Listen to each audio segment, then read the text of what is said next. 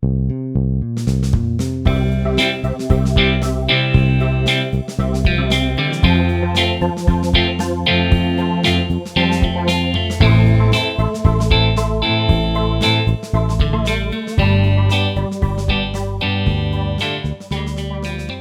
everyone, and welcome to the Social Contract, a Commander podcast. I'm Mike Allman, and joining me is my co-host, Alex Lapp. Alex! What's up, man? Not too much, Mike. We have another set review. It seems like we have them pretty much all the time. I guess that's because we have sets all the time. But, that translates, right? I think that we got a good haul this time again. Yeah. So this is Commander's Legends 2-esque? Is that how that works? It's Commander Legends Baldur's Gate.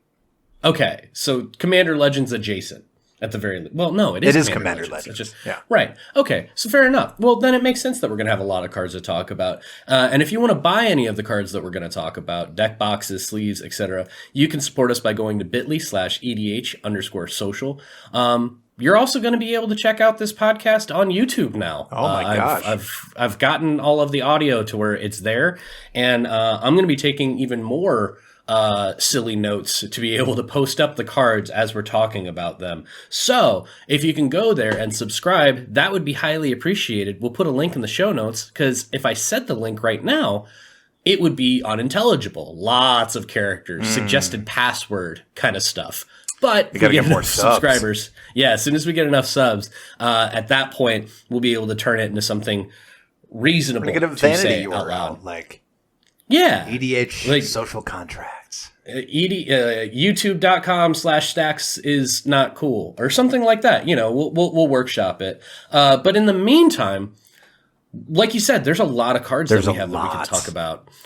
So I think today, we're going to go with our monocolored in the 99, because we're looking at about 40 cards or something like that. Yeah. That's too many notes for me to take in one go. So with that said, Alex, start me off with some mono white cards. Where are we at here? We have a lot of mono white cards that we want to talk about here. So let's go ahead and start at the top alphabetically. We've got Archivist of Augma, which is a 1 and a white for a creature halfling cleric. It's a 2/2 with flash. Whenever an opponent searches their library, you gain 1 life and draw a card. This is already over $20, Mike. And the set is barely out. Yeah. I get it. Like it's an immediate, I'm going to be able to draw a card on their tutor. Yeah. The flash speed is really nice here. I think the higher power your meta is, the better this becomes. Yeah. Because I was going to say, more tutors, you get more card draw. Yeah.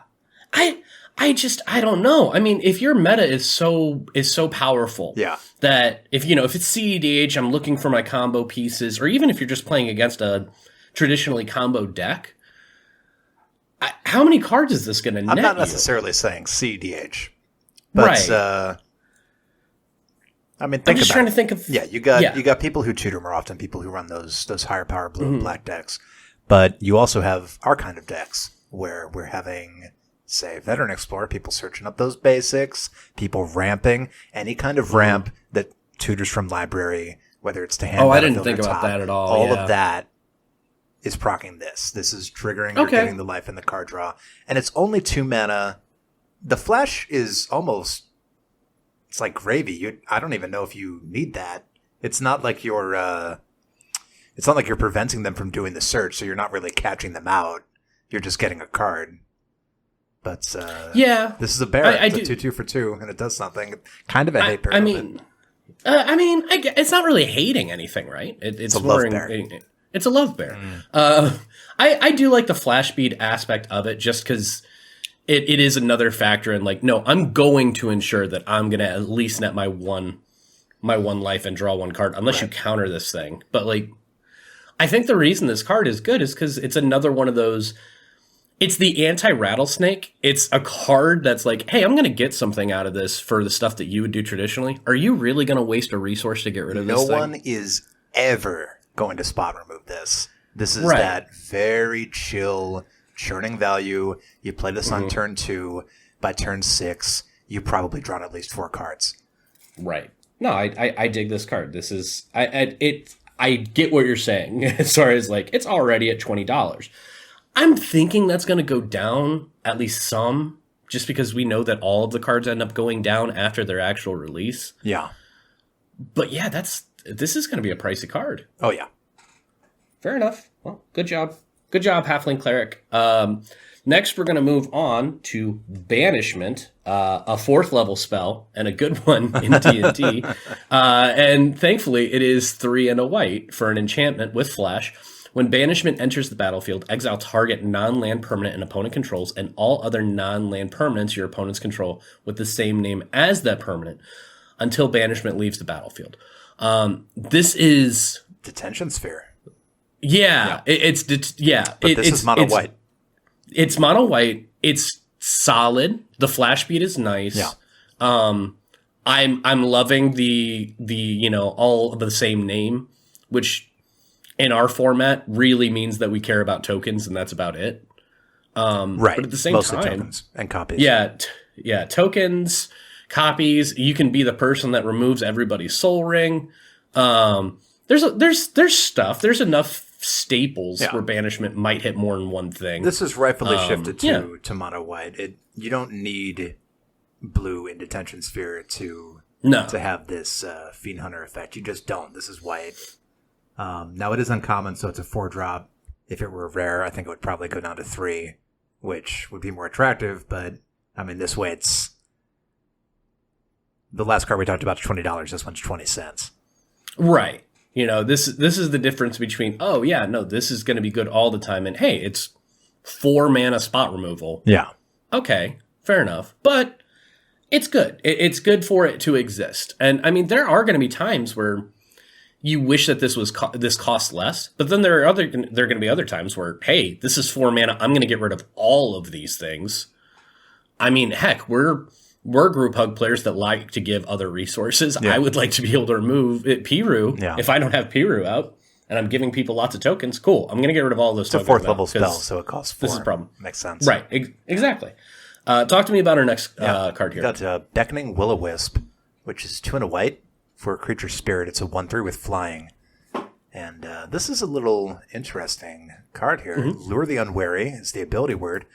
At the beginning of combat on your turn, choose an opponent.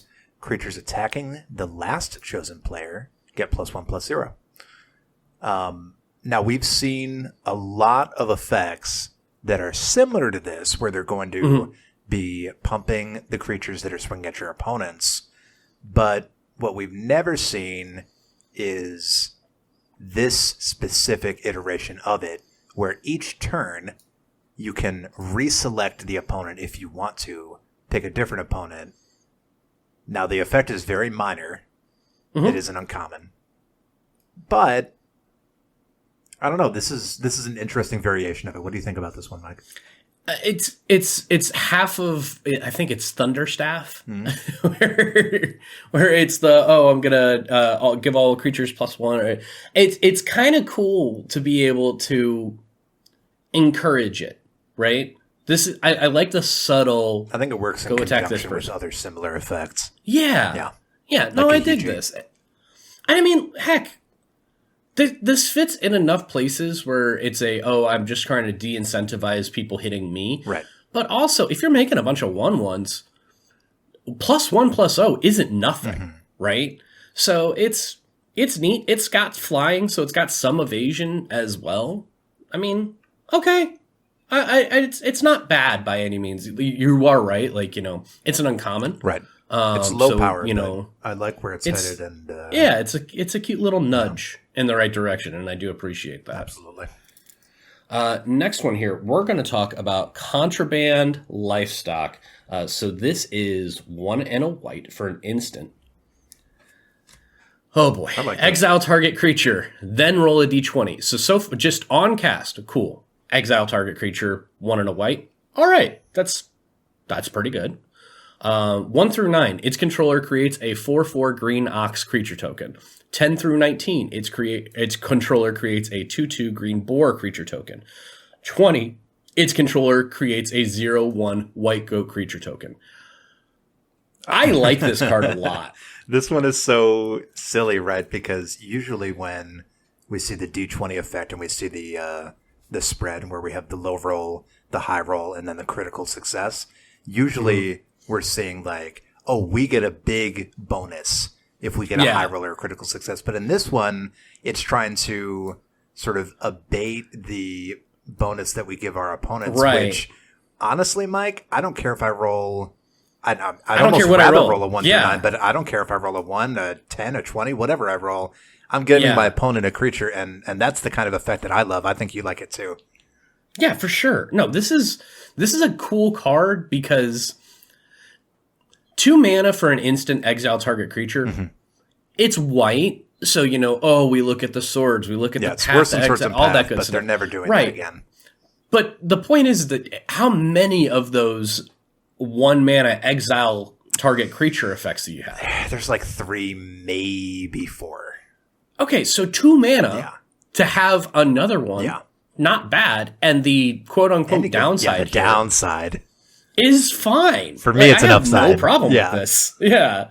And I'm kind of with you. If I'm going to use a card to remove a creature from the game, there is no point where I'm going to be upset where they get a 4/4 green off. Oh yeah, not at all. This is it's basically Beast Within, although it only hits creatures and it does exile, but it has that same kind of effect. You're removing something, but you give them a little something back.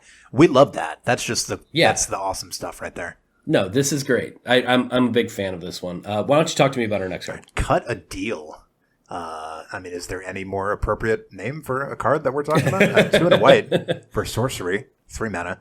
Each opponent draws a card. Then you draw a card for each opponent who drew a card this way. This is solid. I like this one. Didn't like Secret Rendezvous. I know you didn't. Now, I love the flavor of Secret Rendezvous. We all love that. Yep. But the actual gritty numbers on Secret Rendezvous, where you're netting 2 cards and one player nets 3 cards, but you're paying the mana, I didn't like it.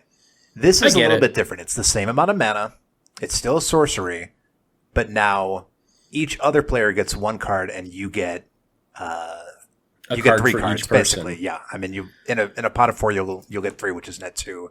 But like many cards, the bigger your pot gets, the better this card becomes. So here's my question: If one player has been removed from the game, is this card any good? For me, I'm going to say no because and that's where I'm at. Yeah. Like that's kind of why. Again. Yeah, it is an uncommon. I don't expect it to be a world beater. Yeah. We'll talk about some world beaters in just a second here. But it's for me, it's a lot like Secret Rendezvous in that way of if it's the right situation, it's a really good card. Yeah. If it's an opportunity for you to make one friend and make a deal and, hey, this is what I'm also going to get into addition of, getting myself 2 cards and getting you 3. Yeah. This is the other thing we're going to do. Cut a Deal is a really good card if you've got a full table. If not, it's 3 mana and you're probably not netting the cards anyway. Right. You're gonna. It's not bad. Don't get me wrong. There's several decks that I'm gonna put this into to try out. And I don't know how much it's gonna stick around, but I'm gonna try it. When one person goes down, that the value is a lot lower, right? Because I feel really strongly about the amount of cards I'm netting off of a spell that I'm casting that is only drawing me cards. Right. I want to be netting cards. And if I'm spending 3 mana and there's only 3 people left in the game, 2 and myself, so I net 1 card because I'm drawing 2 and using this one. Mm-hmm. I don't like spending 3 mana to net 1 card, Mike. 3 mana to net 2 cards in white, that's okay. In blue, that's a terrible rate, but in white, that's all right. Yeah, at that point, it's, is my deck built off of other people drawing cards? And maybe. Ours? Is it maybe yes. Maybe yes, it is. Yeah, so I do like it. It's just another one of those, we're so close. We're almost there. We'll get there. But it's a decent card. Yeah. Speaking of a card that is... Mike, look at that. Yeah, and speaking of a card that is, definitely not, almost there. This one's full-fledged arrived. Legion Loyalty. Now, it's expensive, but you know me, I love my Battlecruiser. This is very Battlecruiser. 6 white for an enchantment. Creatures you control have myriad. And just as a reminder for what myriad is, when a creature with myriad attacks, for each opponent other than defending player, you may create a token that's a copy of that creature that's tapped and attacking that player or a planeswalker they control. Exile the tokens at end of combat. Yeah, so let's talk about why we picked this one, right? Yeah. Because it may not be immediately obvious. Myriad is a keyword that's showing up a lot in this set. And I wanted to have sort of a landmark Myriad card in our set review here, and I think this is a very appropriate one. I mean, yeah, if you're going to go with one, that's a pretty good one. The reason why I've chosen this is because Myriad is fundamentally a political keyword. Now, this keyword is very old. We haven't seen it in a very long time. I think the last card that got printed with it was Blade of Selves. Was that back in 2013? It's been a while. It was a while back, It's been a while. But the keyword here is for each opponent, ... you may. So you decide which other opponents you're attacking. You could spare one person. You could spare nobody. You make the call as to whether you're attacking somebody or not with the copy of the creature you create. And having that ability to dramatically increase your board position and threaten pretty much everybody except maybe somebody you couldn't deal with, maybe somebody who you're not killing at this time for some reason. You get to make the call, Mike. Right. And this is another one of those, I'm not sure. Like, it's a very powerful effect, right? It's diminishing returns as you have more opponents out of the game. Yes, of course. And it's an 8-mana card. Yes. So in mono white, I'm figuring out how I cheat this out. And in my other not mono white cards or decks, maybe I can cheat this out. Maybe I'm ramping into it, et cetera, et cetera, it's an enchantment, so Academy Rector. It's right. Yeah. So yeah, and as long as you got one, you're set. Yeah, good luck. But it's another one of those cards where it's a really cool card. Yeah. It is potentially like, it's potentially I'm going to win this card. Fantasy. Right. Like, this is overrun. This is infect, except instead of pumping them, instead of giving them evasion, now you're just copying them all for combat. I'm just going to make instead of making bigger, I'm just going to make them again. Right. Several times. It's cool. I like this card. I am more interested in talking about our next card here and leaning into what a lot of this set is going to be known for, I think. Can you talk to me about Noble Heritage? Yeah, this is our first background. This is 1 and a white for 2-mana legendary enchantment background. A background is basically a partner that can be matched up only with commanders that allow you to choose a background. So it's kind of like partner with, except you have a little bit of leeway. You can pick from several different commanders. And when you combine that commander and that background, of course, since they're partners, you'll combine their color identity, and that'll be the idea of your deck. So you have a red commander, and this is a white background. You'll have a Boros deck, Mike. So let's go ahead and read this off. Noble Heritage is 1 and a white. Commander creatures you own, they pretty much all read like this, have... When this creature enters the battlefield and at the beginning of your upkeep, each player may put 2 +1/+1 counters on a creature they control. For each opponent who does, you gain protection from that player until your next turn. Now, what's protection? That's debt, right? You can't be dealt damage, enchanted or equipped, blocked or targeted. Protection's a very big keyword, and they actually kind of phased it out most of the way. They tried to go with like hexproof from, they tried to go for ward, pretty much anything that isn't protection. But here it is. And Mike, this reminds me of Orzhov Advocist. Yeah, I was going to say, there's a creature that does this. There is. But this is it on a card as an enchantment. It's pretty cool. What do you think about this? Well, my first part, debt, cool acronym, one that absolutely makes sense. It drives me crazy that that's not the order that they actually You're right, said it drives me right up protection the was in wall. the italics. And the reminder text says targeted, dealt damage, enchanted, and it doesn't even... Okay, I guess blocking doesn't matter as much because you're not a creature, so you can't be blocked. But still. Yeah. Dead. You can't be tibid. You can't be T-E-B. You can't be tebbed. You can't be tebbed, which, okay. That's not a very good initialism. It's not. It's cool. I like the idea of... So in the previous Commander Legends set, Yeah. There was the one card that basically had partner with anything, and it was a colorless card that had the color identity of whatever card you pick. So it was like, oh, I'm going to make a commander deck. I'm going to draft a set. Cool. You're thinking of here it is. The Prismatic Piper. Yes, thank you. They actually did make another one just like that for this. Yeah. So you can draft it. And I like that as an idea, especially for like a draft set. Yes, right? very much, yeah. I really like the idea of the noble heritage being, hey, some of these creatures are going to have partner with specific.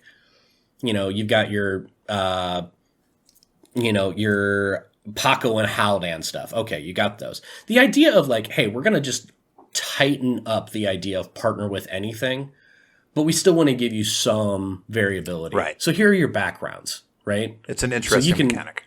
I do like that. It's pretty slick. What do you think overall of the mechanic about it? I like it. I guess what I don't like is that it literally only works with commanders from this set, unless they do another Commander Legends Baldur's Gate. Sure. I can't imagine they would be too interested in printing more cards into this cycle of backgrounds or commanders that can have a background, because of course that becomes exponentially harder to balance. I think we know that WotC would like to avoid the original partner keyword that has created some of the most powerful CEDH decks of all time that still reign today, 5 years later. Yeah, I guess I'm talking out of both sides of my mouth here. Now I think about it, because I'm like, oh, I like that this gives some variability, and it's like, well, it gives like each commander that has this, it gives it like, I don't know. There's not that many commanders that have this, and there's not that many backgrounds.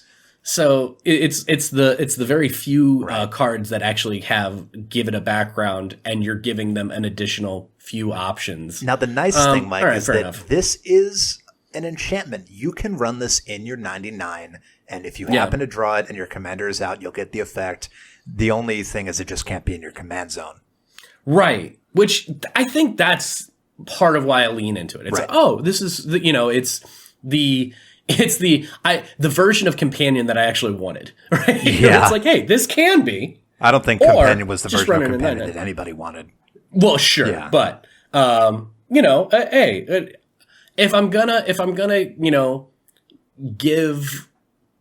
give harsh criticisms for when they don't work, when they work better, all right, good job, hey, way to go. Now the important thing to mention is that even though this acts like a partner commander, right, that you can pair it with any commander that says choose a background, this cannot be your solo commander, right? Okay, because it's just a legendary enchantment. It can only be your commander, your co-commander, if you have one of these monocolored legends from this set. Gotcha. Well, that makes sense.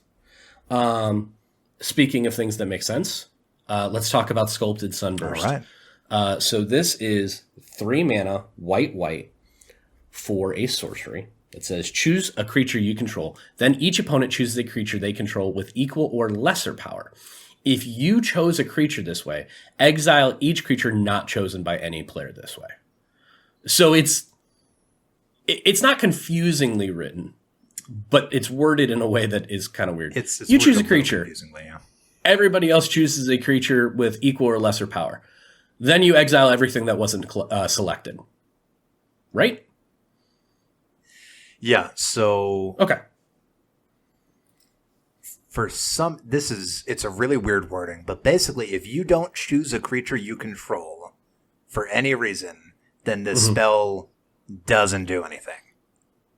Right? So if you're, I don't know, if you have to choose a creature. If it's like forced onto you somehow, maybe with like sudden substitution, I have no idea, but you have to choose a creature, and then when you do, each opponent will choose a creature they control. They can only pick creatures that have the same amount of power or less.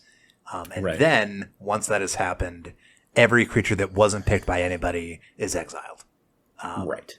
Just really strange they decided to word it that way, but okay. Yeah, I'm sure there's some interaction or something like that where it's like you have to do it this way or something. I'm happy that it's choose. Yes. That always makes me happy. Hexproof goes right through. Sure. Yeah.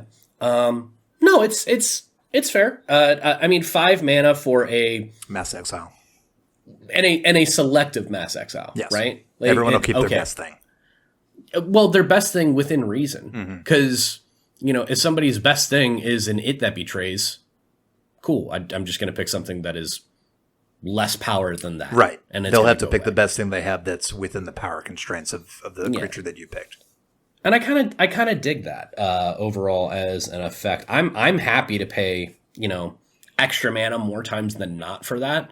5 mana seems pretty reasonable price for a Mass Exile. Do you think you would run this Wrath in any deck? Oh yeah. Yeah. I'm a fan of this one. Okay. If I'm playing a Voltron deck, your Voltron commander's probably a pretty large amount of power. They can be. So, put it this way. I wouldn't run this in my Ruhan deck. Okay. I would absolutely run it in my Jeska and Arden deck because Arden is a 2-power creature. Right. And I can move that stuff onto something else that would normally be going on to Arden. If it's Voltron and I'm not fully equipping the thing yet, especially equipment-wise, as opposed to auras, then I'm going to keep this guy out because they've got cool effects that are eventually going to be beneficial. And I'm going to remove everything else with less power.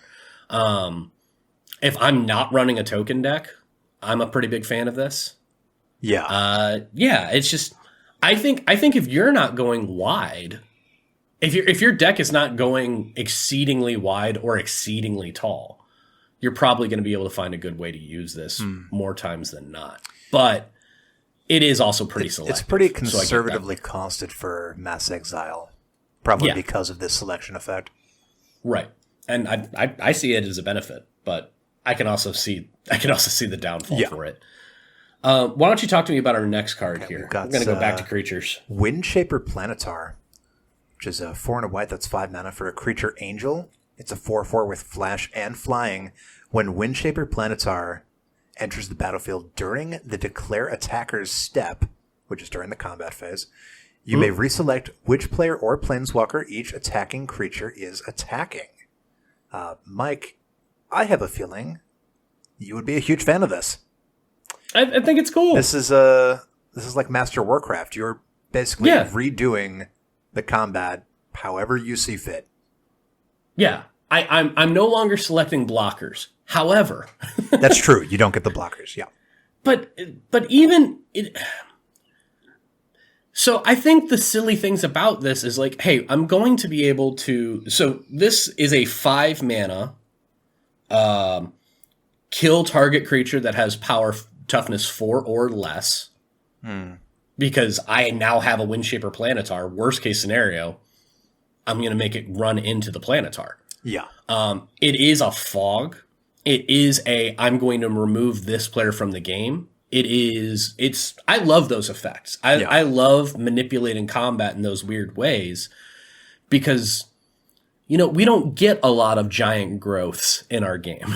No, we don't tend to do too many combat tricks, but this is obviously a really impactful combat trick. These are the ones that are cool. Yeah. And just the idea of, hey, no, you're going, hey, sorry, it's your combat. I understand. You're going to do this. Right. And even if it's sending all of these terrible things into somebody who's just got the perfect blocks, great. When we talk about playing a game inside of a game, this is one of those cards that I really like and I like leaning into. Let's briefly talk about the sequence of events that would happen. So you'll do your beginning phase, which is untap, upkeep, draw. You'll do your first main phase. You'll move to combat. You have start of combat. Then you have declare attackers, and during the declare attacker step, you will choose all of the creatures that are attacking and who they're attacking or which planeswalker they're attacking. Then after that, there's going to be a round of priority for all players before you move to the declare blocker step, or your opponent does. And during that time is the only time after attackers have been declared but before blockers have that Windshaper Planetar can be flashed in for this effect. Okay. That's just for reference. You can't do it before the attackers are declared. You can't do it after blockers are declared. Yeah. It has to be that golden hour after the attackers are declared but before the blockers are. Right, because they have to be attacking creatures. So that means they have to have been actually declared as an attacker, where it's going. Yes. And then after all that's done, that's when you're going to be able to switch things around as you see fit. Yep. I dig it. Alex, I've got some really bad news. Oh my God. What is it? Your temple is under my attack. Temple. This is a fun one. 2 and a white for an instant. Choose one. Pray for protection. Creatures you control gain indestructible until end of turn. Or strike a deal. You and target opponent each draw 2 cards. Okay. So. Now this is a common.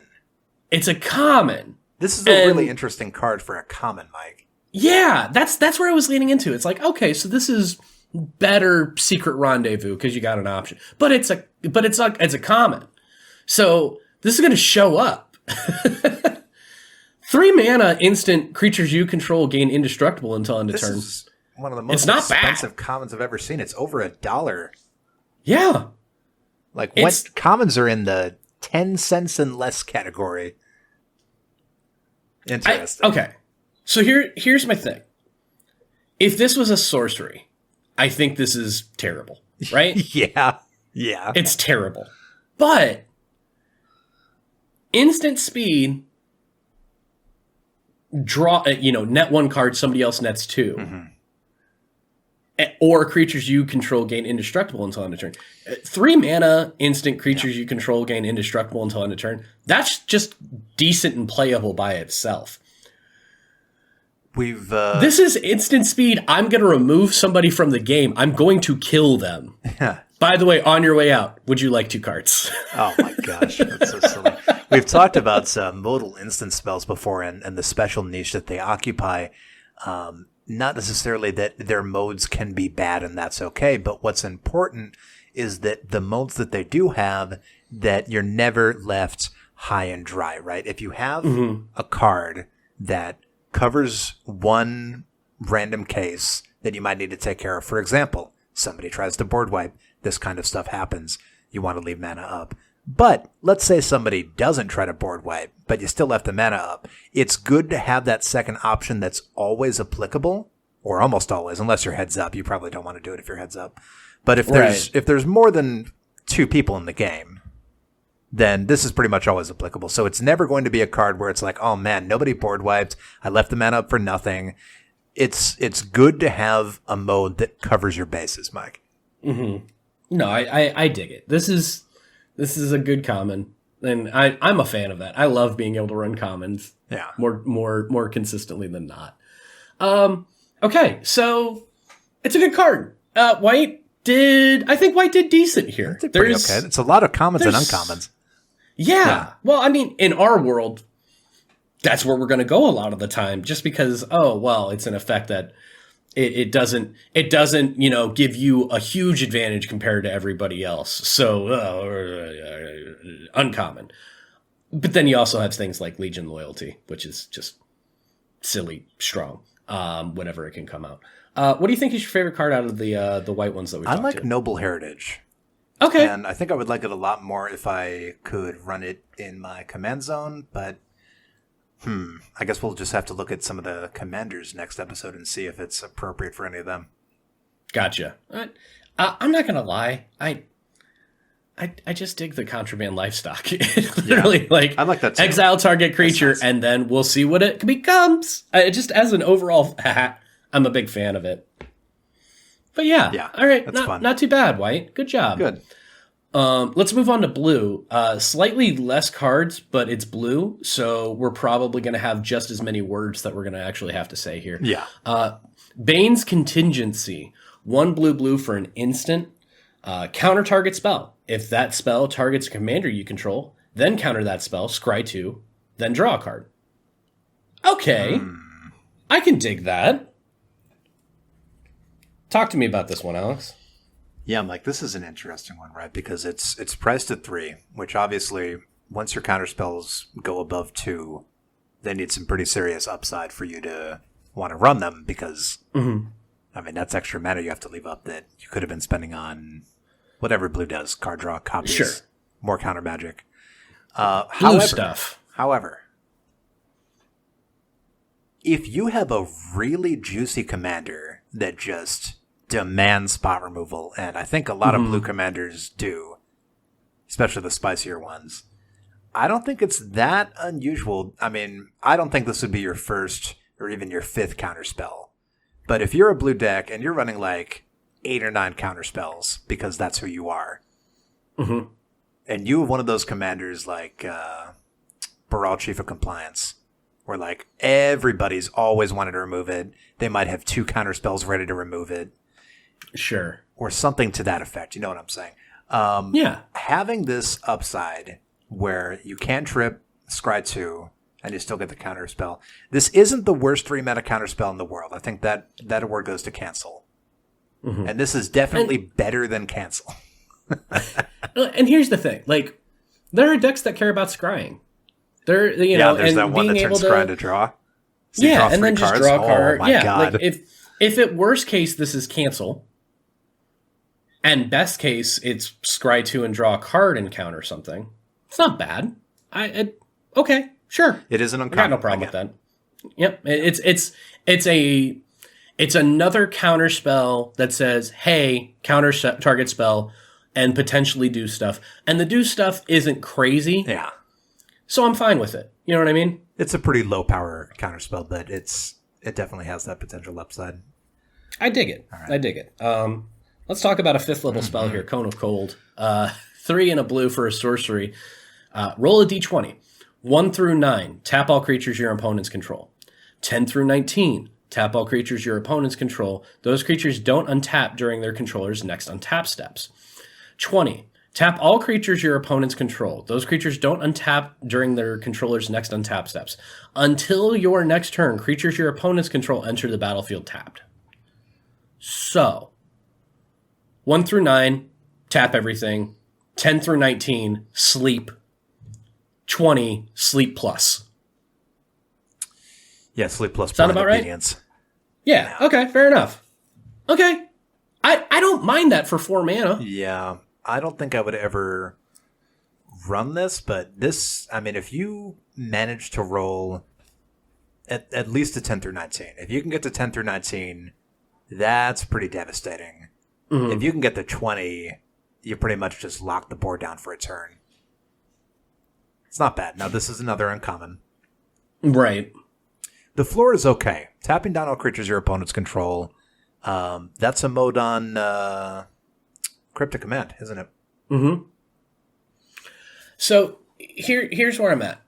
I think I like this card more than you because in my head, 1 through 9 is what I'm aiming for, and this is a tap everything down so I can swing in and take somebody out. Of course. Right? Yeah. So that's why this card would go into a deck for me.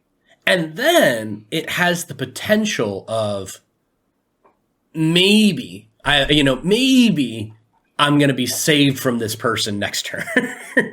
So, when we talk about like how good are cards, in the when you're losing, when you're ahead, all that stuff, right? In the beginning, the middle, and the end phase of the game, how good are cards?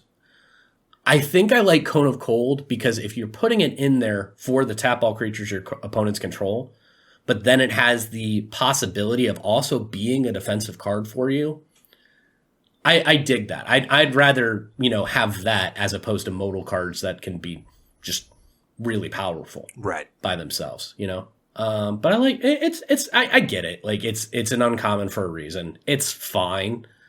But I kind of dig it. Also, it's just the cool idea of just like, all right, everybody freeze. I like Cone of Cold. It's fine. Anything else on this one, or do you want to lead me into our next card? Let's talk about the next one. It's another D20 effect, Gails Redirection. 3 blue, that's 5 for an instant. Exile target spell. Then roll a D20 and add that spell's mana value. So if you get a 1 through 14, that's the D20 plus the CMC of the spell you exiled. You may cast the exiled card for as long as it remains exiled, and you may spend mana as though it were mana of any color to cast that spell. And then if you get a 15 or more, you may cast the exiled card without paying its mana cost for as long as it remains exiled. This is a counterspell. Yep. It's a little stronger than a normal counterspell because exiling doesn't interface with can't be countered. So uncounterable cards, this can still counter them by exiling them. And it's a steal. Worst case scenario, it's a steal. If it's a very big spell, we're talking like a lot of mana, and you roll okay. Let's say it's like an 8 mana spell, you roll a 7. Well, that's 15, and now you've stolen and cast it for free. You don't have to roll very high if the spell is very big. So you have a decent chance of getting to that 15, unlike in these other effects where like getting a 20, well, that's just, you can't ever plan on that. But you could you could almost plan on getting the 15 depending on what you're countering. Yeah, it's solid, right? Yeah. It's a good card. It's a blowout. Yeah, because like you said before, what's the worst case scenario? It's a 5 mana steal spell for later. Okay. Yeah, that's solid. I'm totally fine with that. The idea of it being and you know, with the upside of, hey, if I roll pretty high or if the card is highly costed, maybe this is a steal target spell for free later. Cool. You know, I can live with that any day. And that like becomes even juicier, right? Because if the spell is bigger, that increases the chance of rolling the 15. And if you get the 15 and the spell is big, well, then you wanted it to be a 15 because then you're not paying for the big spell. So it's almost like a double whammy. Yeah. And it's just another one of those, like, 5 mana is a lot to hold up. But 5 mana is a lot to hold up for a counterspell. That's not what we're doing. We're holding up 5 mana for, oh, that was cool. I would like that, please. Thank you. You need to have something else ready to do with that 5 mana because there is there's no plan B if nobody casts a big, if the strongest spell that somebody ends up casting is a 2 mana spell and you're holding this up, I mean, you better hope that you have something else held up that you can pump mana into because that's going to feel bad spending this on a 2 mana spell. I don't know about that. Yeah, I don't know. I think when I first read it, I was more excited about it. Yeah. And don't get me wrong. And again, I keep tempering it. It's a good card. It's just 5 mana. 5 mana. But holding up 5 mana, if you have this card and you have the capability of casting it, that means that your opponents likely have the capability of casting some pretty big stuff as well. So then just stopping them would be maybe more worthwhile. The ability to actually take it. Okay, fine. You know, this card, I think when I saw this card the first time, I was like, oh, this is like a B+. And then I went, this card's maybe like a C. And now I think it's just a solid B. I can deal with that. Fair enough. Let's go to our next card here. Illithid Harvester. So I love how Mind Flayers and everything like that are just straight up horrors now. So this is 4 and a blue for a creature horror 4/4. However, it's also an adventure. So which side should we go with first, Alex? Why don't you take one and I'll take the other? Okay. Well, let's go ahead and start with the creature side, the creature half. Sure. It's 5 mana 4/4 with Ceramorphosis. When Illithid Harvester enters the battlefield, turn any number of target tapped non-token creatures face down. They're 2/2 horror creatures. And they have no name, they have no abilities, and they have no other types. Very much like Ixodron, but wait, there's more. Mike? Yeah, so you can also cast this as a sorcery. Plant tadpoles, X, blue. Tap X target creatures. They don't untap during their controller's next untap steps. Then exile this card. You may cast the creature later from exile. This is solid. Yeah, I like this. There's definitely potential to lock down a lot of stuff, and make no mistake, this isn't really supposed to be mass removal, right? Because this costs a lot for mass removal. This is advanced removal for something that if you remove it, it's just going to come back and get triggers. You don't want that to happen. So instead of doing that, for example, if it's somebody's commander, you don't want them to get access to it again, well, then you can turn it face down. And turning something face down, unless it has morph on the front side, good luck ever turning that thing face up. You're basically going to have it change zones by either sacrificing it, killing it, blinking it. There's really no good way to turn a face-down creature face-up. Now it is. If you turn a commander face down, it is still their commander, but it's only dealing 2 damage and it has no abilities. So this is really for those heavy-duty things that, like, oh my gosh, if I remove that, it's going to, like, Bear of the Heavens or something, where it just exiles the whole field when it leaves. Yeah. So this is like, okay, I need to remove that stuff, but if I remove it, my day is going to get ruined. So let's turn it face down. Or you have to start getting everybody to do that. Like, okay, I'm gonna swing my commander in at you. Will you block with your commander so they can both die? Right. Well, that's the thing. Somebody has to cut a deal for that. And if they're the archenemy and their commander's face down, is there going to be somebody who will cut that deal with them? Maybe not. Right. And I like the idea that this card could synergize with itself. It likely won't, because you're talking about... That's a lot of mana. That's a lot of mana, Although you do have 2 turns to do it. You do have 2 turns to do it. More importantly, I have absolutely no problem casting this and then just having it out as a rattlesnake for anybody who wants to try and attack me. Or you're who right. Wants to if anyone taps anything down, you're like, hey, well, this is a rattlesnake. You're right. It is a rattlesnake. And hey, listen, I'm not worried about the fact that this is a, 4 mana, 5 mana, tap a few creatures, and later I'm going to do this. I'd almost reveal this from my hand or pay We've for seen this before, pay for Mike. 3. Like you, so good. You adventure this into exile. 3 turns later, not a single person on the board remembers it. Yeah, unless you're making sure that they remember it. Right, hey. Which you can definitely choose to do. Which you can definitely do. Just like, hey, you can do that. Just saying. And then you just hover your fingers over the illithid harvester. Just look at at that point they're waiting for you to tap down below 5 mana, which is great, right? Because then they're going to change their turn based off the potential of you. They maybe play less doing optimally something because of what you're threatening to do, and that's the rattlesnake. And I dig that. Good job, Mind Flayers. You're terrifying, and maybe the worst thing, but I appreciate this card. Another high-level spell, Modify Memory. 4 and a blue for a sorcery. Exchange control of 2 target creatures controlled by different players. If you control neither creature, draw 3 cards. That's what I'm talking about. Yeah!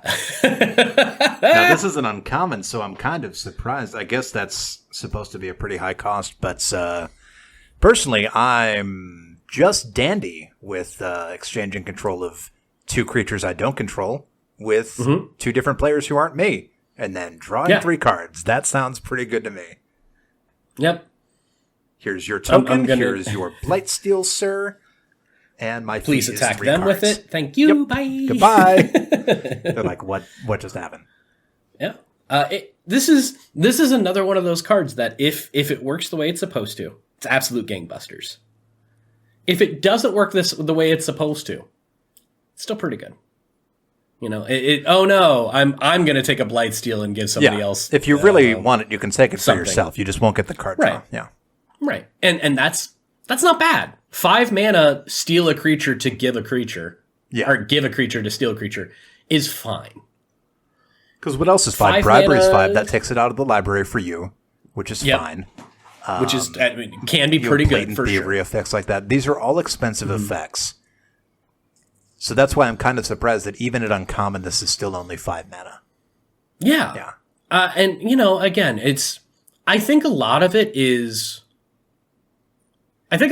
most people are going to not really care about the... Yeah, they're not going to care about the neither creature thing. But you have those political opportunities, Mike. You can play shenanigans. You can say, wow, your board state isn't looking so good. They're going to do lethal on you next turn. Well, are they really going to want to swing lethal into their commander, which you are now gaining control of? Or even just like hey, I have a plan. This person is the archenemy. They have something terrible. I'm going to give you their terrible thing. You're going to lose your thing.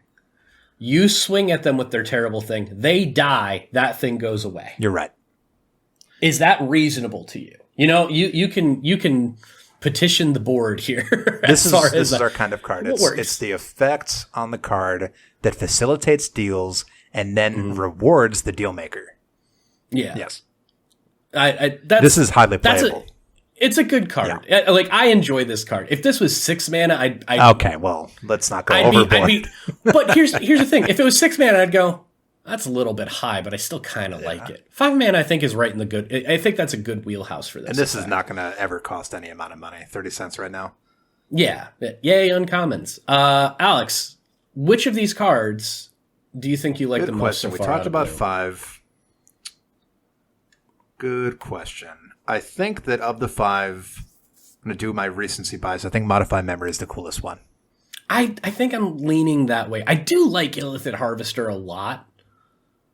But I mean, I like exchanging stuff. I like making those deals and like talking with the table and making it more of like I almost like making it a cooperative game as much as I possibly can, even though it is very much a like self-interest game.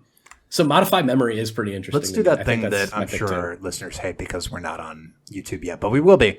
We'll talk about the card art briefly. There's a kobold and a human, and the human is wearing kobold clothes and looking very confused and about to eat a worm.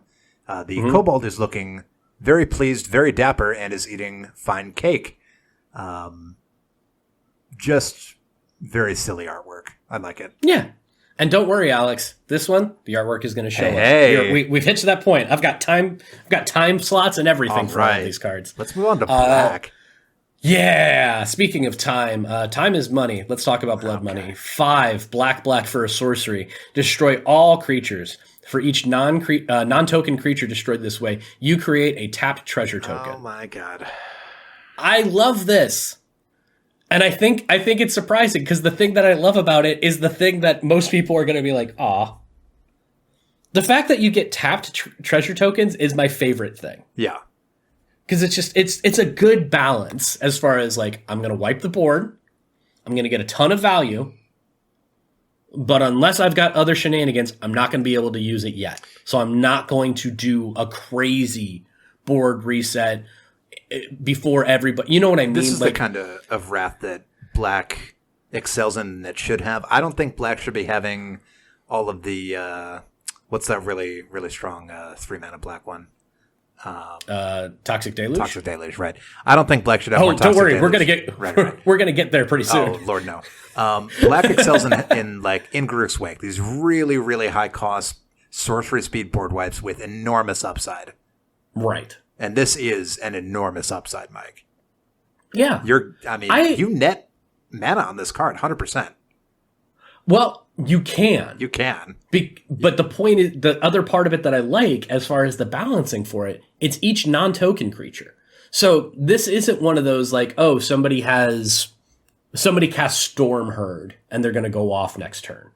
Well, great. I'm not going to get 40 treasures off of that one player. Oh, no. You only get 20? Oh, no. Well, again, depending on what they're doing.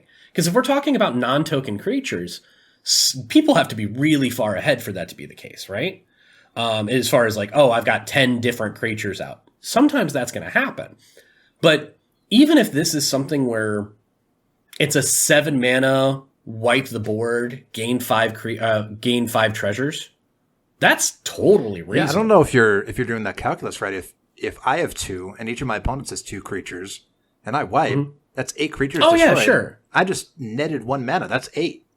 Absolutely. I'm saying the worst case scenario for this, if there's only a few non-token creatures on board, but there's plenty of token creatures, okay, then this is a 7 mana board wipe and I'm going to do the thing. Like, this is a board wipe first and a treasure generator second in that scenario. And that's still good.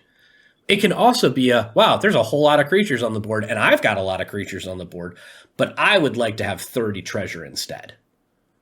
So I like that it can play either side of that as not ramp, but kind of at 7 mana. So, next turn I'm going to win the game if I blow everything up right now. Cool, I do that.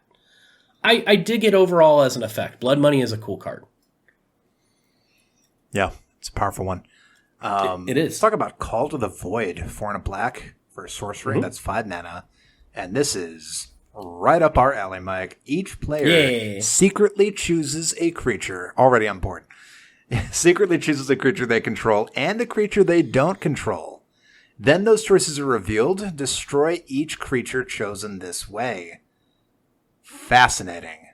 So I love this card. With 4 players, that's going to be at most 8 creatures. But are you going to choose the obvious choice and have a risk of doubling up? Or do you choose the second most obvious choice? Do you choose the dark horse? What are you going to pick to make sure you get the value out of this? I have a question, Alex. Yeah. It says secretly. Yeah. What are the rules in Magic as far as secretly? Yeah, if you were to play this in a tournament, then you would write it down. A lot of players in tournaments, instead of using life counters, they'll use a life pad because it has built-in ticker tape history. So if you were casting a card like this or a card like Goblin Games, anything that says secret on it, it would be get a piece of paper, write it down, and then everybody's going to reveal the piece of paper at the same time. So I can't...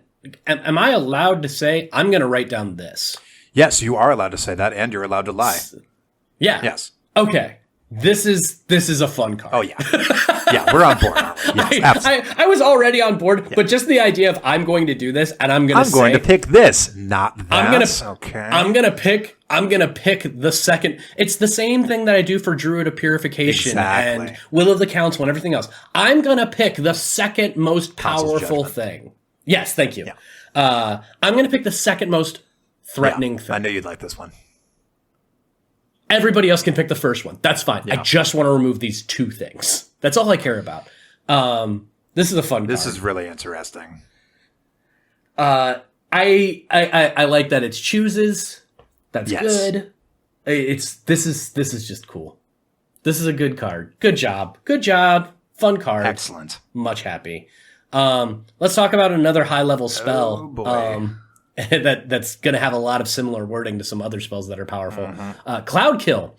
4 black for a sorcery. All creatures get -X until end of turn, where X is the greatest mana value of a commander you own on the battlefield or in the command zone. We're doing this again, huh? We're doing this again. Oh, Lord. So, yeah. Here's the thing. Yeah. Toxic Deluge is really, really, really good. It's the best blackboard wipe in the game. It's arguably one of the best board wipes. I'd argue it's the best. Yeah, it's a 3... It's like Rift. Let's see. 3 mana, get rid of all creatures. Pay life. That's fair. Okay, if you're... It's the best creature-based board wipe in the game. I'll take it. Okay. I'll take it. Yeah. Okay. Cloud Kill is good. But... you need to be running a really high CMC commander to want to slot this. Well, here's my question. How high? Yeah. How high does your commander cost have to be? I think you want your commander to be like a 6/6. It's the mana value. Oh, I'm sorry. Yeah, a 6 mana commander. Okay, so here's my thing. I think 5 or 6 is right where I was at. Yeah. Right? Most of the gods, the indestructible on board kind of creatures, I think 6 is usually where that I feel pretty good about that toughness, right? Avacyn is a problem, obviously, but I think that's where you kind of need to be at. So this goes in Crick, right? Oh my god. Crick? Keurig, yeah. Yeah, right? What is Keurig paying for this? 4? 4? So 4 and 4 life. So dear Lord. At that point, is there anything that isn't good in Keurig? Let's be honest. Well, I understand. But I kind of love that as an idea. It's like, okay. The cards How where much it's is Keurig? This is really, really 6 good. Or 7? What is he? 4 and 3 Phyrexian. So he's 7. Okay. So that's brutal. You're paying 4 mana for -7/-7? Yeah. Wow. That's disgusting. Far be it from me. Oh, hey guys, we finally broke. We the did it. But Lord. this is another one's like Piru loves this card. Yeah. Right. There's a couple of them that it's like, okay, I kind of get it. Yeah. 6 mana is a lot. However, -X is pretty dope. So at a certain point, okay, fair enough. You know what I mean? But yeah, I don't mind Cloud Kill. At the same time, it's very dependent. You know, you're not running this with a 3 CMC commander. I do like rewarding players for running high CMC commanders because I do too. You know, as much as I want to help people play better and more efficiently, more cleanly, I don't want the games that I personally play to just be these super fast competitive level games. So having cards printed that say, hey, you want to run a high CMC commander, you should slot this card because it's going to have great synergy. Like, that's awesome. We've got enough stuff that helps like the Kinnan players, you know. Yeah. Far be it from me. Let's help Captain the Keurig Battle players Cruiser. for once, you guys. Come on. Fair enough. No, Keurig obviously don't run that. But like Battle Cruiser, this is my jam. Like this is cool. What is Damia 6 or what is she? Damia's 7. Oh, this is perfect. Oh, trust me, I've done some thinking about it. Okay. So we got a great board wipe there. Let's talk about. I'm sorry. That's a commander, so we're not doing that one. Oh yeah, no, that's episode 2. So foreshadowing. Okay. Well, let's talk about our favorite card here. There's only 2 of them. 3 of them. There's 3. There's Blood Money. There's Call to the Void, and there's Cloud Kill. Well, I think Call to the Void is the best one, the coolest one. And here's the thing. I think you're right, which makes me feel really bad because Cloud Kill is really cool. Cloud Kill is really cool, but Call to the Void has the phrase each player secretly chooses. Secrets. Yeah. That's secrets. If you read that out to me, I'm on board instantly. It doesn't even matter what the rest of the card says. Yep. It's so good. And the funny thing is, Blood Money is a very, very, very, very good card. Yes. And it's like it's third for both of us easily. I think. I mean, we're not picking our most powerful card of the set. We're just favorite, right? All right. Totally reasonable. All right. Moving on to red here. We've got a Baldur. This is a Dangerous. 3 red creature demon with flying that has lots of words to it. So whenever Baldur attacks or dies, choose 1 or more. Each mode must target a different player. Target opponent draws 3 cards, then discards 3 cards at random. Target opponent sacrifices a non-token artifact. Baldur deals damage to target opponent equal to the number of cards in their hand. Mike, this is Group Slug. Yeah. This is cool. I like it. Like, this is going into Thantis the second that I get it. And for a mythic, this is dirt cheap. Nobody wants to play this. This is under $3. Well, 5 mana, 5/5 with flying that says let's do Group Slug shenanigans. Well, but here's the thing. This is, you know how this works. This is a card that has 1 negative effect for a selfish player. Target opponent draws 3 cards, then discards 3 cards at random. Oh, you're saying they read that and they think that that's bad. Yeah, except for it's choose 1 or more. Right. You don't have to. You don't even have to do it. And even if you do, like, okay, your opponent drew 3 cards. Apparently that's bad for you. For me, that's good. But then you're having them discard 3 cards at random. Very small chance, unless they were empty-handed, that they're going to discard those same 3 cards. They're probably going to discard something that they had in their hand. And if it's in their hand, they probably wanted it to be in their hand. And now it's not. Let's take that first option off of it completely. It doesn't exist anymore. It doesn't exist. What happened? Just it's a different card. This is Baldur revised. 5 mana for a flying 5/5. When it attacks or dies, target opponent sacrifices a non-token artifact, and it deals damage equal to the number of cards in their hand to another opponent. That's a good card. Yeah.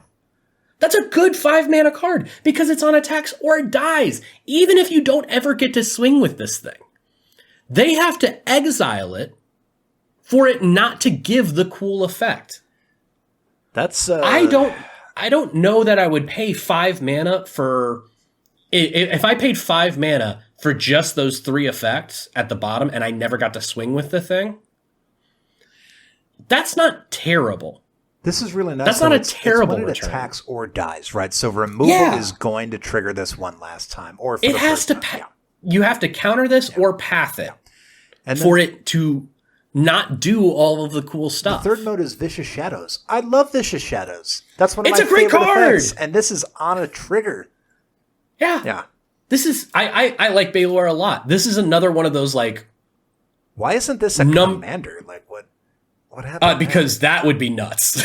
If I could cast this all the time, because my first thought was like, man, if I get a Mimic that out, Baldur is number 1 with a bullet. Let's go every turn. Don't care. Remove it. Cool. It's still coming back. Like if you had Baldur on a stick or you had Baldur as a commander, that could be rough. Baldur is the stick. But Baldur is the stick.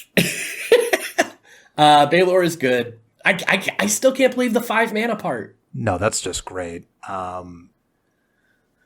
Wow. Let's talk about this one. Descent into Avernus. 2 and a red. It's 3 mana for an enchantment. At the beginning of your upkeep, put 2 descent counters on Descent into Avernus. Then each player creates X treasure tokens, and Descent into Avernus deals X damage to each player, where X is the number of descent counters on Descent into Avernus. Mike, oh my god. Yep. Oh my god. Yep. This is incredible. Yep. Not only are you spreading the love, but you're also ending the game faster. I love cards that say speed up the game 30% in a fun way. I mean, and I think that's what this card says.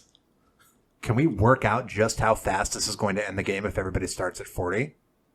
Because first it'll be 2, then 4, which is 6, then 6, which is 12, then 8, which is 20, then 10, which is 30, and then 12, which is 42.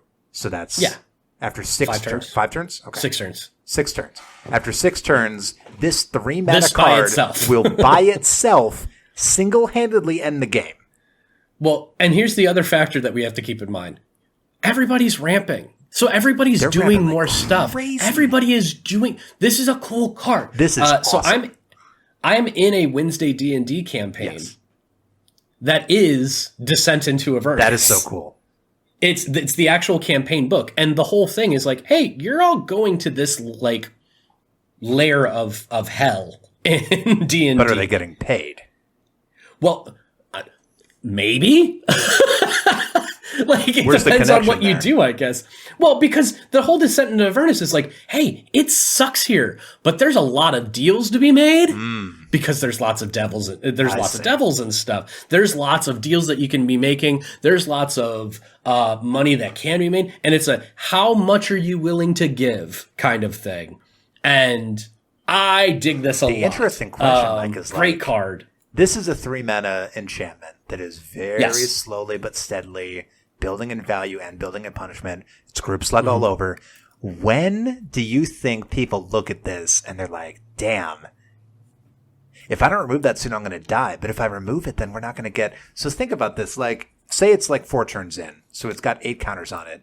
Somebody gets 8 treasure on their turn and they take 8 damage. And that's really starting to stack up. Or do you think that...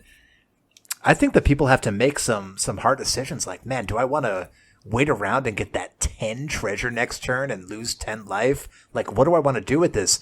They're having to make these really hard choices with a 3-mana enchantment.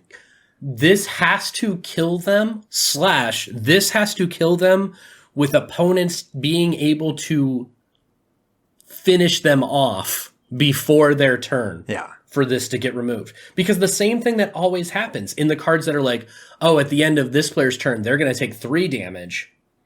Yeah. It's like, all right, well, I don't really want to take 3 damage, but the next player's going to take 4 damage. Right. You know what? I'll take 3 damage. And that's the whole point. It's just ride it straight into hell. Just all the way. It's 100%. This is one of the best cards in the set. At this point, it's a card that is... The only reason this doesn't stick around isn't because of the damage. It's because of the treasures. It's because, no, I can't let this player get more treasure, even if it means more treasure for me. Because I think people are seeing their life totals more as resources, which is good. But then they also see their life sources or their life as resource, which means they're much more concerned about the other resources that they don't have as much of. There is kind of a shift that pivots with Descent into Avernus where this is a really cool card. Oh, it's going to give me extra treasure. Oh, it's going to give me more extra treasure. Man, my life total is getting a little bit lower. I should pay attention to this. But look at all this treasure. Oh, no. If you were to pair this with mana barb style effects where you're really getting them from both ends. Okay, well, they want to remove it because their life total is getting low. Okay, it's gone. Well, now you have to tap your lands for mana, which are also hurting you. So you can't win either way. I think this will slot well into a lot of red decks. And honestly, I don't even know if it needs any synergy, Mike. I think this is good enough for pretty much any. I think this is good. Any political red deck. It's just you say political. This is possibility storm for me. Like, hey, Mike, I don't think are you in a deck that likes this stuff? Rare. It's a $1.25. Nobody wants to play this. This is a dumb card that I like a lot. I love this. I have a way of, for all of our listeners, and maybe you, Alex, I have a way to think about this card. Forced fruition. Pretty much. This is a card that is going to give a really cool benefit with a small downside until that builds to such a point that I have to think about if this thing gets to survive or not. And after that, say this thing sticks around for 3 rounds, Alex. Yeah. Great. So this thing did 12 damage to everybody on its own and gave a bunch of treasures to everybody, including me. Cool. I can deal with that. This is the quintessential, because it's helping people, we're going to make the mana cost be super low. Yep. Because you're also the last one to get the benefit. Or no, everybody gets the benefit. Because this is happening on your upkeep. Right. It happens for everybody on your upkeep, yeah. So you can't preempt it. We're like, okay, I got it, now I'll remove it. You can't do that. Right. Yeah, no, that's great. I do dig that. And then there's going to be a point. I love the idea of you untapping, and then you're like, go to upkeep, and you look at the table. It's like, what's going to happen? Because there's going to be 8 counters on this thing now. Does anybody want to remove it? And everybody looks all nervously at each other. Okay, let's do it. That's a good one. Let's move on to our next one. Why don't you talk to me about Popular Entertainer? Yeah, we have another background here. Popular Entertainer. It's 1 in a red. That's 2 mana for a legendary enchantment background. Commander creatures you own have, whenever one or more creatures you control deal combat damage to a player, goad target creature that player controls. Nice. Yes. Excellent. I mean, it's okay. So it's 2 mana. Commander has goad. The commander gives your creatures goad. Yeah. Whenever one or more creatures you control deal combat damage to a player. Yeah. So you have a commander, you're going wide. Well, you just goaded their entire board. Well, okay. So it's whenever 1 or more, right? So does that mean that if I hit somebody with players? Right. Yeah. Okay. So it's okay. That's what I wanted to clarify. It's not all of your creatures have this ability. It's whenever you hit a player with this ability. Right. Okay. So you could hit each player and solid. goad one of their creatures each combat. Now, if they have double strike, it'll trigger twice. Right. Okay. Because it's on damage. Okay. Yeah. Well, combat damage. Combat damage. Okay. Talk to me because I like this. Right. I like this a lot. Yeah. Let's not even talk about the commanders in this set that say choose a background. Okay. In any kind of swing wide deck, I want this. in goblins, holy cow! Krenko We've talked with about this this. is like, fun. Goad isn't just a political happy fun time tool. Goad is also a form of removal, right? Because you can specifically target creatures that people would never want to swing with in a million years if they had the option. And unlike mass forced attack decks, where somebody might have to make a decision like, okay, well, they're swinging with 8 things.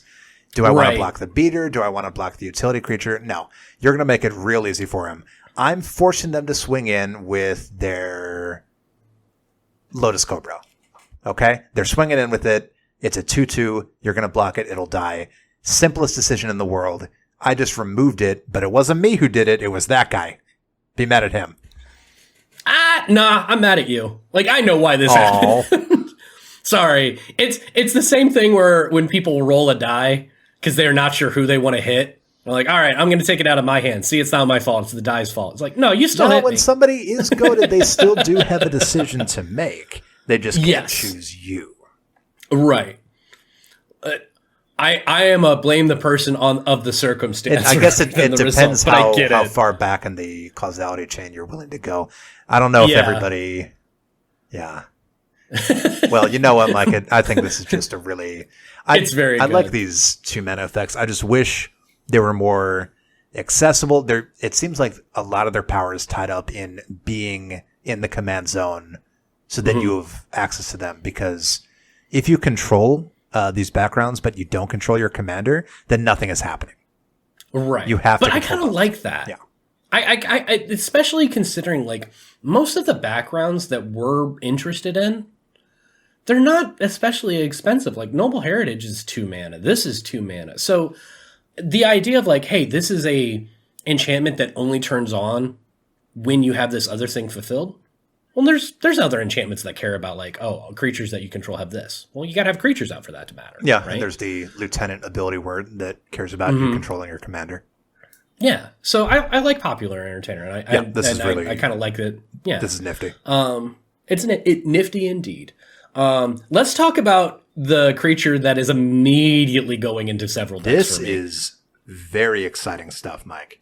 Yeah, I love when a card is just like dumb and good, dumb and cheap. Just like and cheap. That's the most important part here for our Magic the Gathering EDH fans. Taunting Kobold. Oh, yeah. This is a red for a 0/1 Kobold with haste. That says, whenever Taunting Kobold attacks, go target creature an opponent controls. Mike, how high is the upside going to get on 1-mana creatures? This is insane. Alex, this is the leads. Like, this is my new favorite creature. This is my new favorite creature in Jessica and Arden. Oh, my God. She's like, okay, great. I'm going to put this out here, and I'm going to protect it a little bit. Oh, my gosh. And then I can start putting stuff onto the things that I'm goading for them to attack other people with. This is so playable. It's good. I'm so happy when it's like, here is first of all, an uncommon. Yes. Great. Yes. Awesome. It's 1 mana. 1 mana uncommon does something the second it comes out. It's 40 cents. No one's going to remove this. The special edition's 40 cents. Oh, fair enough. No one's going to remove this. No. It's going to be the most obnoxious thing. This is the Birds of Paradise for a red deck. Like, this starts your engine immediately. What's your favorite part about this card? Because it's very, very clear to me. Like, everything else that we've said, cool. All of that makes sense. I don't know. I guess the part where you play it turn 1 and attack with it right away, and somebody has to get rid of their mana dork. So, very fair. My favorite part about this card is that it doesn't say normally the thing that all of those other kinds of cards say. Go target creature and that opponent controls. No. Right you are. Yep. I'm going to swing at somebody else. Somebody without a blocker. Do 0 damage to them. And goad this other thing. Good point. That's great. Is just spicy. Oh, you've got an awesome blocker. Hey, I'm going to swing this at you. I'm going to go that guy's scary thing. They're not going to attack you. They're not going to attack me. They're going to have to attack this other person. Or they have to attack you and your big blocker. Let's go. This is great. This is just phenomenal. It's just a happy. You're right. It's an auto include in so many red decks. Not like this is just an excellent 1-drop. So good.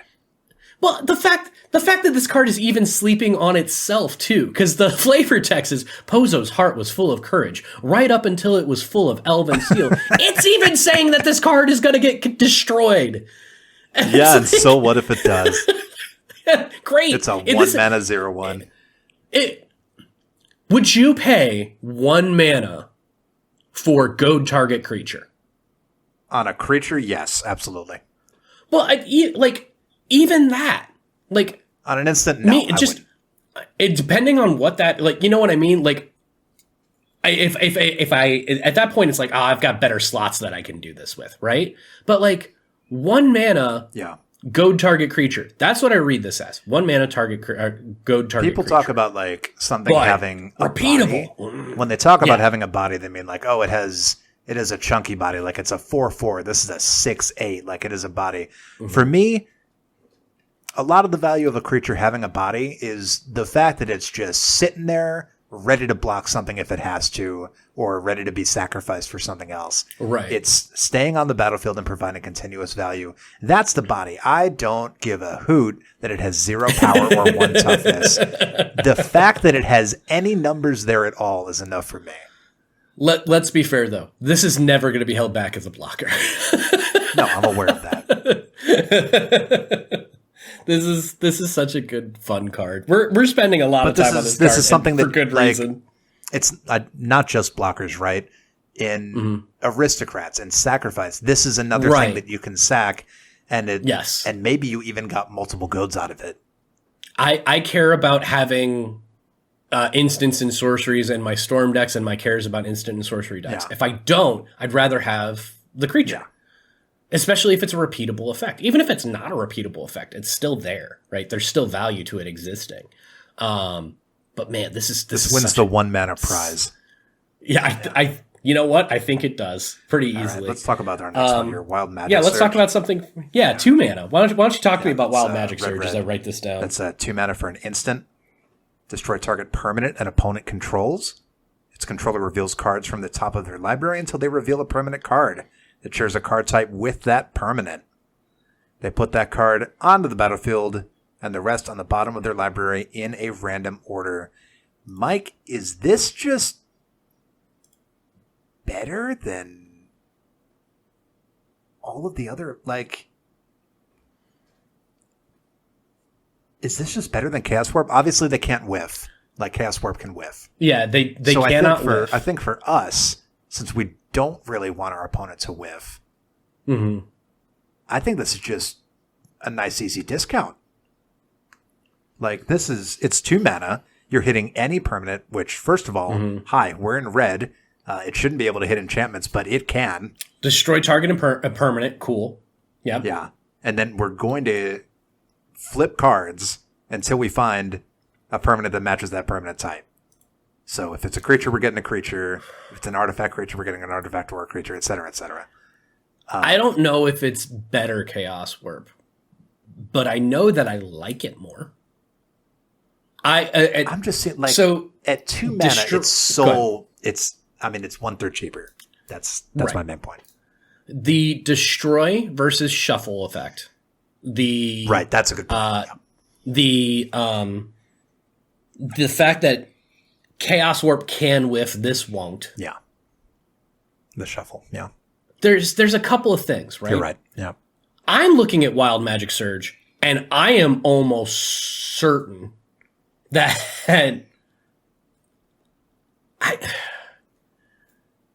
Chaos Warp is really good removal when you specifically have to get rid of something.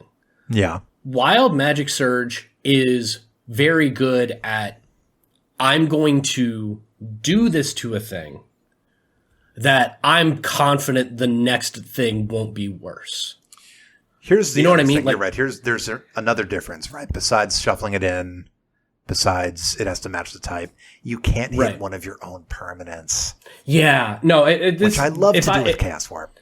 If Wild Magic Surge said target that a player controls, this would be mythic in my mind. Mommy. Because that becomes a 2 mana. Hey, I'm going to turn this into the next. You're basically finding a combo piece at that point, because you can. What is that? Sit there and Storm? It's just okay. It's say if you have a way to tutor for something specifically, this is another way to get that thing out after you've got the predecessor, right? It's I need this specific creature. Cool. I don't run a lot of creatures in this deck. There's a good chance I'm going to get this creature by destroying this creature with Wild Magic Surge. But that's all the hypotheticals and stuff like that. That doesn't actually exist. You can do a Hermit Druid CDH angle. Kinda, right? Yeah. So I'm glad it doesn't do that, because then this is a really expensive card. It's something where I'm not going to run it because it's, $12 or $10 or whatever. And it's okay, but I want to run it just kind of like another Chaos Here's my question. but a friendlier Does one. this go into your Vivictus? This is right on theme. No, Vivictus doesn't have... No, Vivictus can't flip. It doesn't go in Vivictus because the whole rule of Vivictus is I will never lose a flip. I will always get something. So instants and sorceries, can't do it. However, if I was going to put an instant or a sorcery into Invictus, Wild Magic Surge and Chaos Warp would be among the ones. You know what? The part about this that I really do like, though, because it's destroy target permanent, I love the idea of, hey, I'm going to turn your Gaia's Cradle into your next land. You know, it's like, hey, that's just a little too much. Yeah. So it's this now instead. Right. I like that in a card. That's pretty solid. I think that's why they were okay with it saying target permanent, because if it's a land, they're getting a land. Yeah, and we're fans of that. Hey, I'm going to destroy this thing that you really, really like. However, don't worry about it. It's fine. I like this a lot. Yeah, it's a very cool card. That said, and let's just go ahead and we can talk about green here in a second. Red wins this set for us, right? Oh yeah. We're just gushing about red over here. I'm sitting here, and I'm pretty sure my favorite legendary creature we're going to talk about later is the red one. I'm pretty sure that, I don't know what card in red that we're talking about wouldn't have been my most favorite card in every other color. I mean, I know what my favorite red card is here, and it's Descent into Avernus. See, I'll tell you what. Because you picked Descent into Avernus, You're going to pick the Kobold. I'm going to pick the Kobold, because I think I was going to pick whichever one of those you didn't pick. But let's talk about that. Yeah. Wild Magic Surge is a comparable Chaos Warp. We both really like it. Yeah. And Descent into Avernus better. It's more fun. Taunting Kobold, more fun. I'd probably pick Baldur as my third.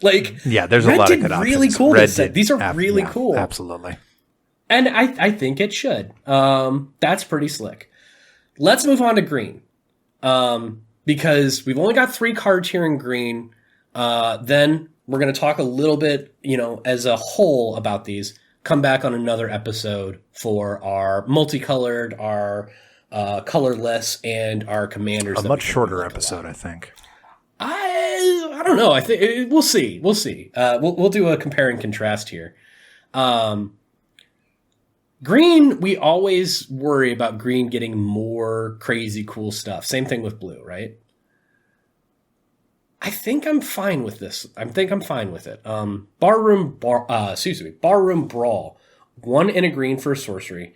Target creature you control fights target creature to the opponent to your left controls. Then that player may copy the spell and may choose new targets for the copy. This is a really, really cool effect. This is excellent. This is like Chain of Vapor, except super impactful. This could just turn into, there's only a couple of things left on the board. Everybody's sniping at everybody else. This almost feels like a red card. Mm-hmm. And I like the idea that this has to have some degree of you almost have to have a conversation before you cast this card, or as you're casting this card. Because best case scenario, it's the person to your left has something that you want to fight, right? So 2 mana for that. All right, fine. However, if the person that you need to fight is way down the line, there's a lot of things that have to happen. Yeah. If the person to your right is the thing that you're trying to get rid of something, there's a lot of stipulations that have to be met. That said, when this card works, I think it's really, really fun. That's the thing is obviously the ceiling is really high and the floor is not super high, but it is only 2 mana. Yep. It's not a crazy card. I wish, man, I don't know if I wish this was higher costed and instant, or if it's fine as it is. I'm just a little. This feels like a card that you're going to have in your hand, and it's almost like I finally got to cast this card after putting it in and having it for 20 and people games. Don't play ball. Yeah. Or even just the player to your left doesn't have any creatures. You know what I mean? I wish this was a target creature you control fights target creature and opponent controls, then that player may choose to, you know what I mean? But they have to go around the. Yeah. You get to pick where the wheel starts. I think you need but then it goes in a wheel. You need to ensure the conditions are prime to resolve this. If you just resolve it and do it, you're right. If anybody at the table doesn't have any creatures, or they only have one and it gets decked by a fight, then the spell's done. Even if somebody wants to copy it, they can't. Right. We need to Sylvan Offering of the friend to our left immediately. Right. You're running this. You're casting this in the same scenario that you would be casting a board wipe, but this is just sillier. Yeah. Yeah. Very much so. Let's talk about our next one here. Talk to me about my new favorite fog. Jaira's Respite, or Gahira's Respite. I'm not sure on that one. 4 and a green. For an instant, search your library for up to X basic land cards, where X is the number of creatures attacking you. Put those cards onto the battlefield tapped, then shuffle. Prevent all combat damage that would be dealt this turn. Ooh. Mike, is this not just another Arachnogenesis? Explain. Alex. What? How many creatures have to attack me for me to be happy to cast this card? Oof. Well, you're spending 5. Yep. So you're pretty much going to want, I would say 3 to 4 at least. Okay. Depending on those creatures, I think 3 is my hope. And anything above that is gravy. If I'm getting attacked by something terrible, I'm fine with 2. But, like, that's my point. Like, this is... Fogs, most of the good, like, you know, you got the 1 mana fogs, right? Most of the good fogs are going to cost you about 2 mana. So if this turned into a 2 mana fog and I don't know, give me a good 3 mana ramp. You know, like and that's kind of where I'm looking into this. Like if I'm basically casting this as Kadama's Reach and Fog, I'm okay with it. If I'm casting this and somebody is swinging out with a lot of tokens, if I'm casting this and somebody is swinging out with 5 creatures, I am thrilled.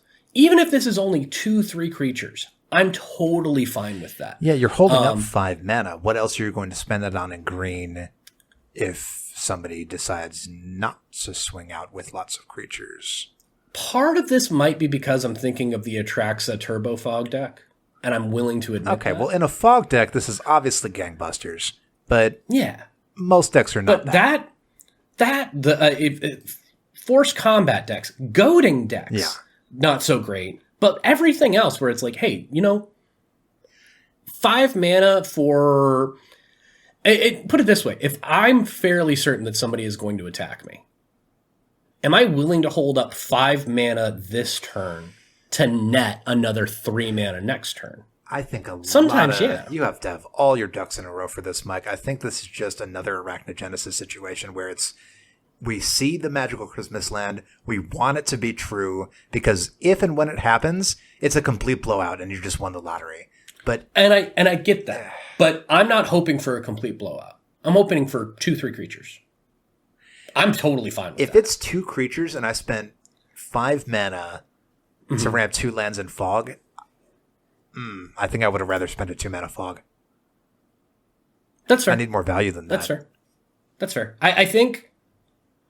Also, later in the game, when someone's more likely to alpha strike, the ramping is mattering less. And it can be. My whole thought process here is that Arachnogenesis, we agree on that card more than not. Okay. This card, I think the floor is a lot higher. Just because in the worst case scenario, for 2 more mana, I'm going to ramp. You need to be holding up the spider mana and with somebody reach has to be attacking you. So you basically need to be forcing it. Which is fine. I'm okay with that. I'm not sitting here saying, oh, it's a gangbusters card. I just like it a lot. I don't even know if you could call it that powerful. Because again, it's a 5 mana fog that can ramp you. I guess it would ramp you because whatever. But I'm okay with that. So we disagree on that one, but that's okay because we're going to move on to our next one here. Split the spoils. So 2 and a green for a sorcery. Exile up to 5 target permanent cards from your graveyard and separate them into 2 piles. An opponent chooses one of those piles. Put that pile into your hand and the other into your graveyard. Piles can be empty. Now, we like whenever choose an opponent. Yeah, opponents have to choose, yeah. This is a very blue effect. Oh, yeah. This is Gifts Ungiven. This is... Yep. I mean, there's at least 5 other cards. Factor Fiction. Factor Fiction, yeah, thank you. Yeah. There's so many blue cards that do this. This is the first green one I'm aware of. Mm-hmm. The interesting thing is that they're coming from your graveyard, and the worst case scenario is they go right back to your graveyard. Go back. Right. Whereas with a lot of these other effects, they are being drawn off the top of your library and going to the graveyard. They're coming out of your hand or going to the graveyard, things like that. So I think the floor on this is a lot higher because it's just... Really? Yeah, I mean, what's going to... the spell, worst case scenario, you just don't get the thing you want and the spell has no effect. You can't lose. You can only break even. I guess so. I think... I'm with you. I just... The fact that it's permanence. Right. Instead of just 5 cards. You know what I mean? Because normally when I'm in a situation where I'm like, oh, I need to use one of these effects where I'm going to choose an opponent, I'm going to try and make a deal with them on that, right? Right. Hey, I'd really like to get this thing. With Split the Spoils, because it's permanent, it's a little bit narrower, but if it's something that's in your graveyard, you know, I think you swayed me. I think if you're getting stuff out of your graveyard and you're casting the spell, there are if it's in your graveyard, it's probably there for a reason. You probably used it and it got removed, or it was something that was a good effect, or. So yeah, no, the upside, okay, honestly, that's fair. I think this is I'll give it back to you. Kind of a flavor fail. Not that the card is bad, okay, but the flavor of the card is supposed to be that one of the players gets something and you get something else, and you know you're both trying to play each other so that you or they get the better deal. But that's not how the spell resolves. The spell is you get either what you want or you don't get what you want. The other player never gets anything. So I think that's a flavor fail. They probably should have flavored it differently if they wanted to have this effect, where maybe it would be like something like, I don't know, destroying the treasure so that nobody gets anything. I don't know. Well, that's the card itself, Alex. But for people like us that play lots of group hug effects, that play things like Veteran Explorer, hey, I'm going to get something, but it's going to be something for you Which too. is awesome, but I don't think they're thinking that when they it's not necessarily the design by the card. Just an interesting. But you know what? We like it when your opponents have to make a decision. Yeah. No, I dig that. I dig that as a theme. All right, so that's it for green. And I mean, overall, nothing like game breaking, right? And I'm good with that. I mean, nothing that we like talked about was Jahira's game breaking. Right. Yeah. I like Jahira's respite. Or respite, or however we're gonna say it. But like, I like that card. I understand that it's, you know, not something that you're a fan of. Are you a fan of either Split the Spoils or Barroom Brawl? Well, Barroom Brawl has potential, but it really needs to be cast into fertile ground, right? Players need to already want to remove things, and there needs to be a nice board full and thick with creatures that's just ripe for a board wipe, and you cast it has the highest upside, right? Of like a this but it could be so really easily fun. Fizzle. Or it could just be a dead card in your hand. Yeah, exactly. It's almost one of those where it's like, okay, I have to remove the player to my left for this to ever be any good. I think of the three, Barroom Brawl is the coolest. Okay, I'm not too hot on any of them. I get that. All right, favorite. All right, we're just gonna narrow it down here. All of the cards. Yeah. Favorite in the 99. I already know. Okay, go ahead. It's Descent. Yeah. Yeah. I figured it would be. I am super hot on this card. It's a very cool card. I'm so glad it's 3 mana. It's churning that value out, Mike. It is consistently generating a ton of mana for everybody and also burning them down. It's everything that I want in an enchantment. And you're right. People, it's going to be a hard sell to remove that thing. Is it weird that I think Taunting Kobold is my favorite card in That's red, not weird at all, because that's no, all but over. Oh, no, hear me out. I think Taunting Kobold is my favorite card in red, but Descent into Avernus is my favorite card. Wait, what? How does that even work? It just, I don't know. Like, Taunting Kobold is the card that I'm the most excited to put into a couple of decks, right? And Descent into Avernus is the card that I'm excited that it exists. Like, I don't know how to frame it other than that. I really like Descent into Avernus. I really do. But man, I'm going to buy a couple of that, or hopefully pull a couple of that. Taunting Kobold is a card that I will celebrate getting in a pack. I will buy multiple of that. You can just buy 100 of them for like $1. That's what I'm saying. Like, I will celebrate it, but I'm also then going to go online to our affiliate link. Hi, guys. Hi, everybody. And I'm going to buy a bunch of them just to have them. Because all I want in my life is for Pozo to end up being a legendary creature in the future. I don't know that one. That's the flavor text on the card. Oh, okay. Taunting Kobold, Pozo's heart was full of courage, right up until it was full of Elven Steel. Yeah, I think we have a couple of 1 mana Goblin commanders, or at least one. Goblin, Kobold. Yeah, Kobold, yeah. I mean, well, we can make a Kobold deck. Rock. I mean, he's 0 mana. That's great. We're just going to do that. All right. This is great. we had a lot of fun cards this time. Listeners, what cards in the 99 got you excited in Baldur's Gate? Yeah. Talk to us. Tell us, and you know what? Maybe it's something that we talked about. Maybe it's something that we didn't. Maybe you totally disagree with us about Descent into Avernus, and it's okay because people are allowed to be wrong sometimes. This is a dope card. No one gets to tell me otherwise. But if anybody wanted to talk about all these cards, you can go into our Discord server. We're putting a link in the show notes. You'll be able to catch all of this on YouTube. You'll be able to buy these cards using our affiliate link with TCG Player, going to bit.ly/EDH_social. And if they had a question about any of these cards, how they interact, hey, how does background work? Why did Myriad go away? Et cetera, et cetera, et cetera. How would they get a hold of you, Jalix? Of course, you can reach me on Twitter at Lappermedic, LAPPERMEDIC.